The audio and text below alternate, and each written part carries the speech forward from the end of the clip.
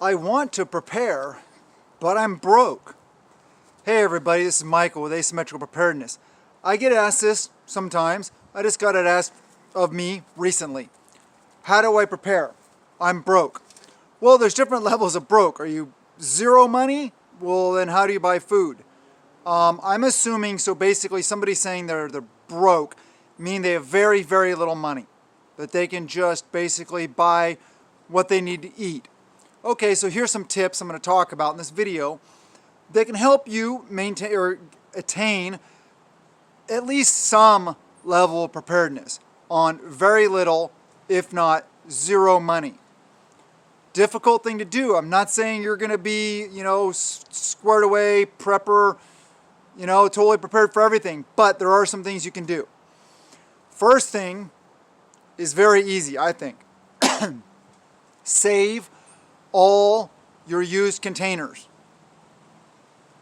Water jugs, milk jugs, juice jugs, anything like that. I've talked recently about water storage. Your laundry soap, laundry detergent jugs, cat litter jugs, anything like that. Anything that can hold water. Even glass jars from the store that you bought, whatever it was that you had, that you got to sustain yourself on. Any kind of container with a sealable lid you can store water in. Glass jars, juice jugs, water jugs, stuff like that, water bottles, those you can sanitize, clean really well, and then store water in for potable use, drinking. Some people like saying potable water. Okay, well, 20 years in the Navy, in the military, we called it potable water. So, potato. Anyway, all the other ones you can use for flushing water for your toilets. You can use for garden water. You can use maybe for bathing water, depending on what it is. You can use it for washing your clothes, all that kind of stuff. Having water is very important. And if you need to, maybe in emergency, you can filter it or treat the water, and some of it may still be potable, drinkable. So that's one thing you can do. What's another thing you can do? Well, if you buy any kinds of fruits or vegetables at the store, save the seeds. Some of them aren't necessarily viable, but a lot of them are. Like say you buy a pumpkin at the store. Pumpkins are cheap. You can eat pumpkin. Just dice it up, fry it in some olive oil, put it in a stew, in your crock pot. Lots of different ways to cook pumpkin. And it's very nutritious for you. Save the seeds. Dry them out really well. Really, really low temperature in the oven for a long period of time, or in the sun, whatever it may be. Save the seeds. What are some other things you can save the seeds for? Cantaloupes. Usually not watermelons, because they're all seedless and they're all so hybrid that it's just, you're not going to get anything growing out of it. Or if you might grow, but you're not going to get any fruit. And then also, remember, very, very inexpensive things that you can have in your diet if you're trying to save money are also seeds. Dried beans, bags of beans, right? Lentils, I've talked about that recently. Those are also seeds. Wheat berries, hard red wheat, stuff like that. You can at least, if you don't have big fields where you can grow wheat, okay, I get it. But you can sprout them. Sprouted wheat increases the nutritional value of the wheat. So you'll have a better diet, and it's something that you can store. Buy multi-use items like that, where they can be seeds or you can eat them. What are some other things you can do? Obvious things also, thrift stores, garage sales, yard sales, shopping the sales. Sometimes there's these food drop-off things that the USDA does that you can get. There's also local food pantries. If you're to the point where like you don't have a job, you don't have any money, check out your local food pantries, your local religious organizations that offer food at different times of the week or month or something like that. And then if you get a little bit extra, say some canned goods, set them aside. Use that as your food storage. Start building up that way. If you're really disadvantaged, there are a lot of resources out there for you for things like that.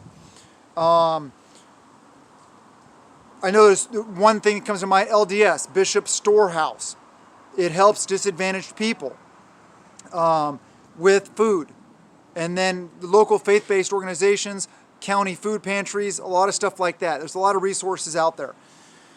Also, maximize use of items.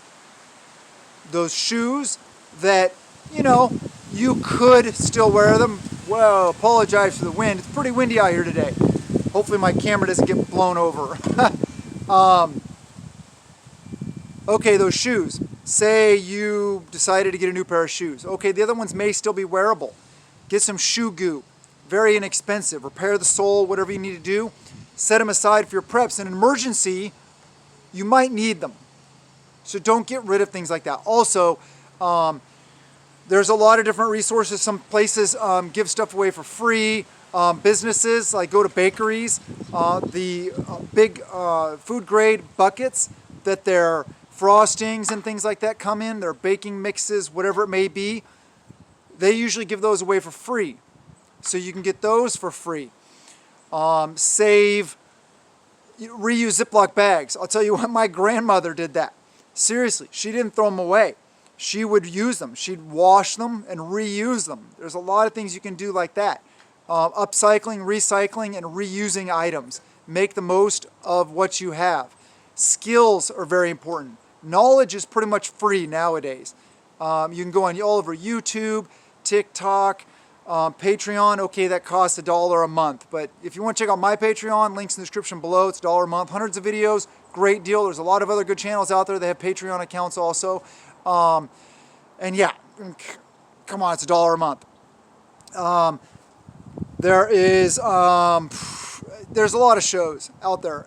There's a lot of knowledge. Libraries, you can check out books on bushcraft, survivalism, foraging, wild edibles. There's a lot of different resources out there to gain knowledge. Free classes like CPR, first aid.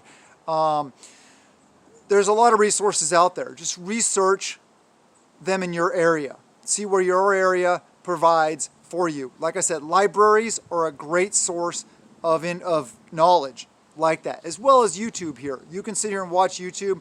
Now I get it. Watching is not just knowing. You still got to have the things to be able to perform the skills, and then you got to get out and do it.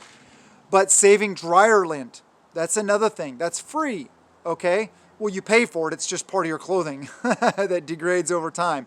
But anyway, dryer lint. A lighter is very inexpensive. You can get, a couple lighters for pretty cheap. Dryer lint to start a fire. Collect twigs. Save the inside of toilet paper rolls, that cardboard. Shove that full of dryer lint, maybe a couple sticks.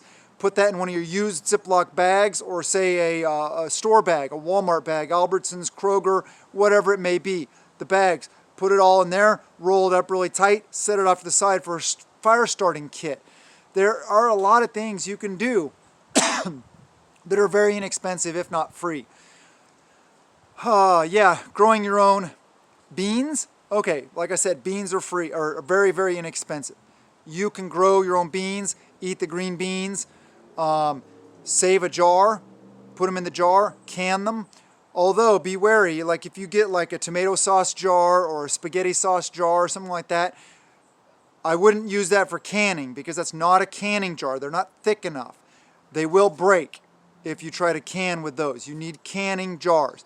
You can go to Goodwill, thrift stores, St. Vincent de Paul, Deseret. There's a lot of thrift stores out there that you can get very, very inexpensive things. Clothing, canning jars, different things. You'd be surprised at what you can find. Sleeping bags, tents, air mattress. There's a lot of different things out there that you can find for very inexpensive. There's also estate sales. There's auctions.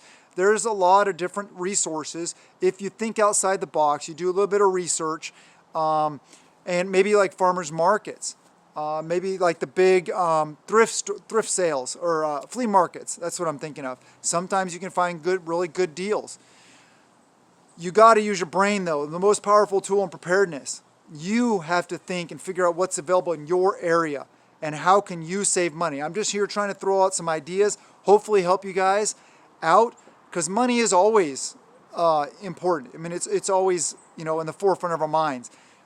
Trying to be prepared, trying to budget and make it a priority. So please Do the best you can. Don't get discouraged. You can prepare on little to nothing.